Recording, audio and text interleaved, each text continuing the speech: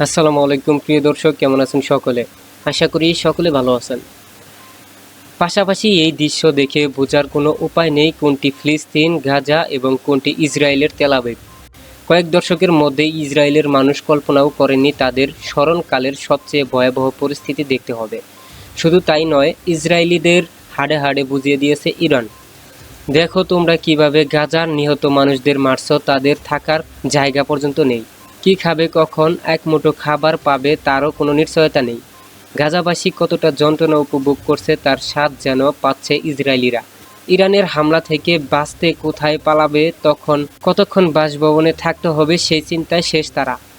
শুধু তাই নয়, মানসিক যন্ত্রণায় পাগল প্রায় অনেকে। ছুটছে মানসিক চিকিৎসার কাছে। এতদিন ইসরায়েলিদের মানুষের শুধু দেখে এসেছে তাদের বাহিনী কিভাবে গাজার মানুষগুলোর উপরে পাখির মতো মেরেছে।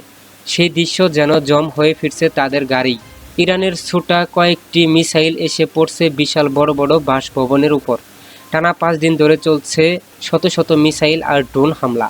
বাদ যাচ্ছে না তেল আবিব, মার্কিন দূতাবাস কিংবা খোদ নেতানিয়াহুর বাসভবনও। এবার সরাসরি মুসাদের রাজধানায় ক্ষেপণাস্ত্র হামলা চালালো ইরান। তেল আবিবের গর্ব আয়রন ড্রোম ঠেকাতে পারছে না তেহরানের নিশানা।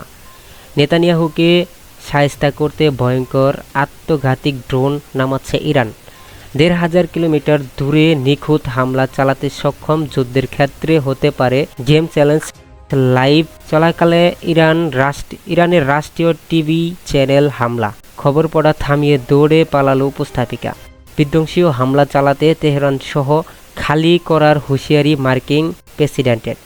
পাল্টা ট্রাম্পকে কারবালার ইতিহাস পড়ার পরামর্শ ইরানের।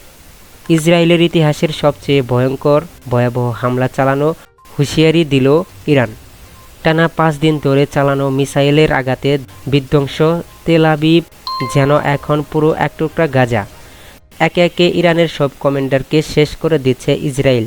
কিভাবে এত নিখুঁত টার্গেট চালাচ্ছে তার কুল কিনারা পাচ্ছে না খামিনি। আশা করি ভিডিওটি সম্পর্কে আপনার যদি কোনো মতামত বা কোনো প্রশ্ন থাকে তাহলে অবশ্যই কমেন্ট করে জানাতে ভুলবেন না। আজকের ভিডিওটি আমরা এখানে শেষ দিছি। দেখা হবে পরবর্তী লেটেস্ট আপডেট নিউজের সঙ্গে। এতক্ষণ আমাদের সাথে থাকার জন্য আপনাকে অসংখ্য ধন্যবাদ।